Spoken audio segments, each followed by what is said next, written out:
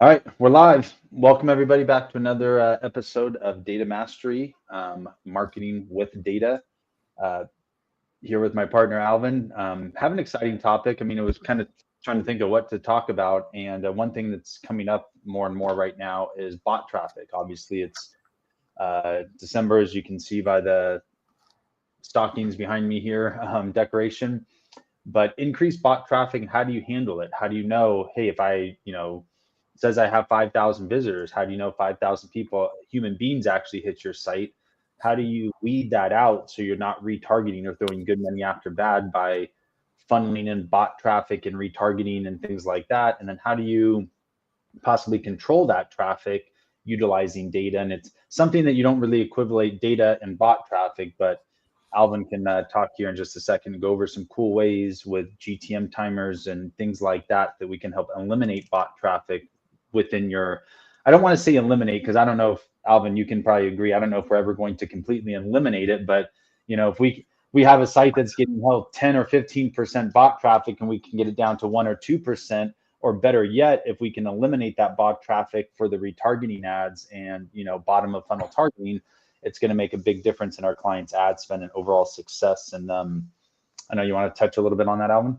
Yeah, so there's some paid tools out there like ClickSees. This is one tool that we use for search ads, Google ads, where we're able to use that tool. It's pretty cost effective. I think it's like $30 a month, where you install that on the search platform, and it's able to block out known click farms, uh, you know, people that are clicking like brute force, meaning, hey, I'm going to click on your ad 5 times, and it's gonna recognize a pattern. Hey, anything more than 3, I'm going to block your IP address. So it's able to pick up IP address, MAC addresses, and then keep that at an account level to block out known spammers or clickers at the ad level, right? Another thing that is also available is ClickSees can be used on Facebook ads. So if it knows about your IP address or known click farms or IP ranges or even VPNs, it says it's able to block some of those bot traffic at the Facebook ads level, which is also cool because, again, typically you don't really see, or you can't even visually see IP addresses from the Facebook ad side at the ad platform level. So if ClickSees is able to integrate with Facebook, I would highly recommend having ClickSees on both Google and Facebook ads.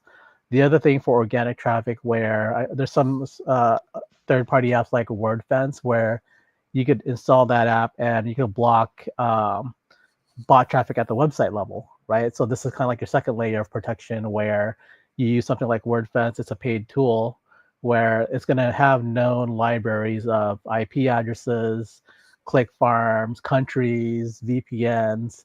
So it has like a library of IPs and MAC addresses that it can blacklist or block at the website level, which is also a good idea. The third thing is we have an identity resolution pixel that we use for our client sites. So we're able to identify up to 50 to 60% of the anonymous traffic on a website. So, well, why not 100%? Well, we can't identify 100% of the traffic because like 40% or 50% could likely be bot traffic that we're not going to identify. We don't want to give you data on bot traffic.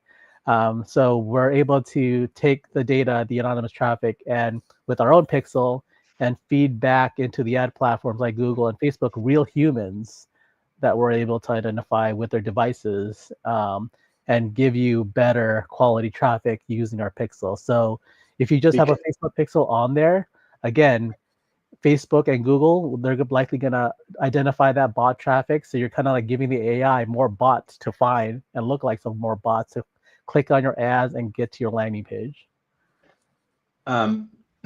Correct. And then because with our data, as the data is straight from the site and we resolve the identity, we then ping that email address off an internal ESP to validate it. Plus, all of our data has 19 validation points. So if Jane Smith Jane Smith at yahoo.com, that's all been verified. You're not going to see, a yahoo.cam or .cam, whatever, all these different variations of fake email addresses and bot traffic. And another thing we're doing too is we're hiding it hiding our pixel behind a timer, which will help alleviate traffic, but then also add an extra layer of intent. So if somebody visits your site and is there for, say, 8 seconds or less, they come on your site, they look around, it wasn't for them, they bounce away.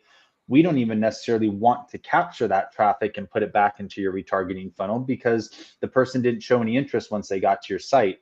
We only want people that have hung around. I mean, didn't we have one client that had a 22-second timer? Yes. He had a VSL page, so he wanted to know that that person visited the page and at least started to watch his VSL before he even wanted to target them. And obviously that timer can be completely customized based off the client sites and their desires and things like that.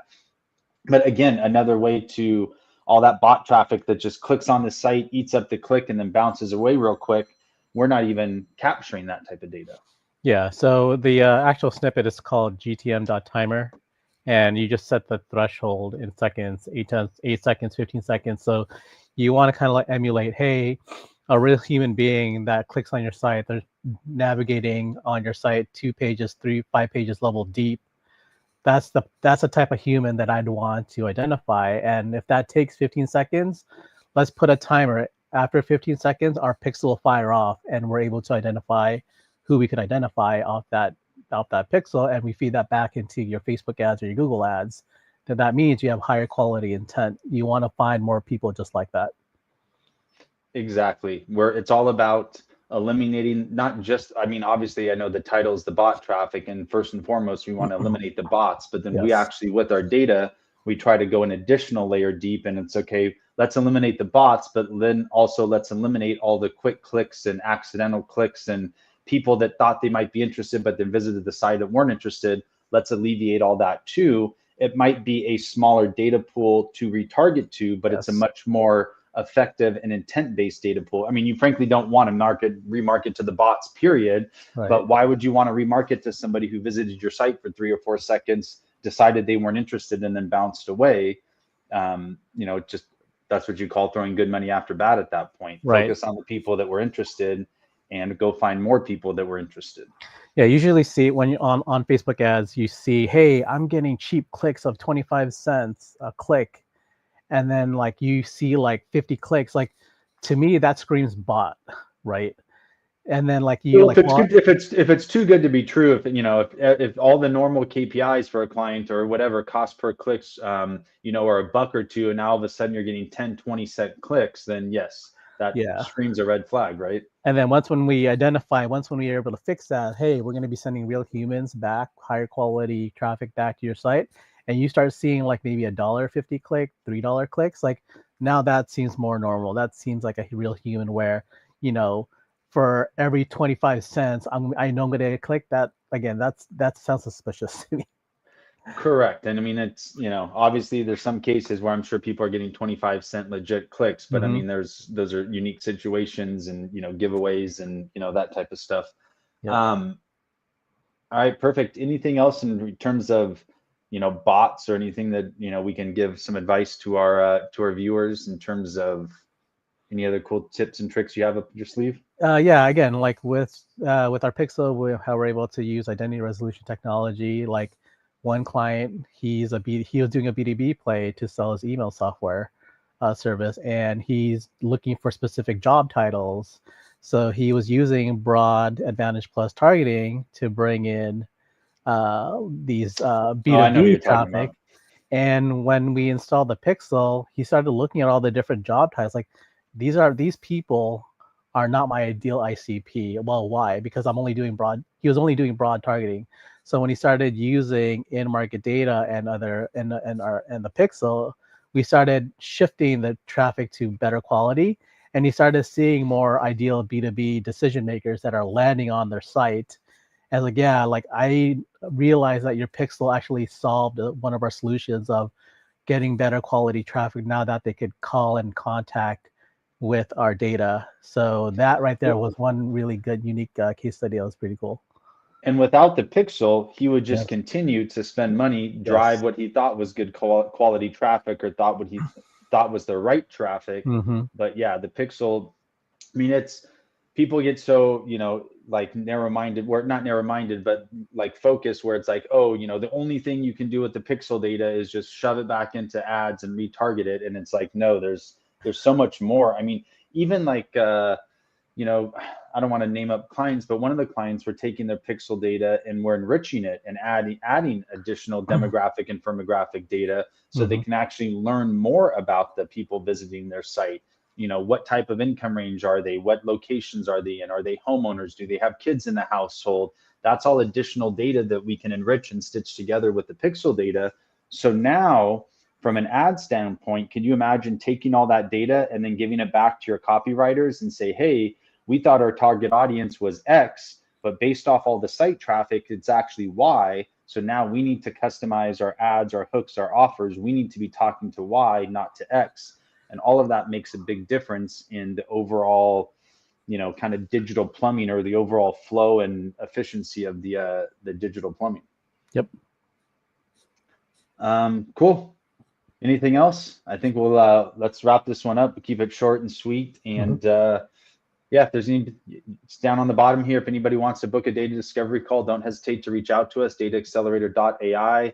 Quick 20-30 minutes. Let's see, learn more about your business, see if this could possibly be a win-win, and figure out all the ways we can find, leverage, and monetize data for you and your business. And appreciate you guys listening. Can't wait to talk again soon.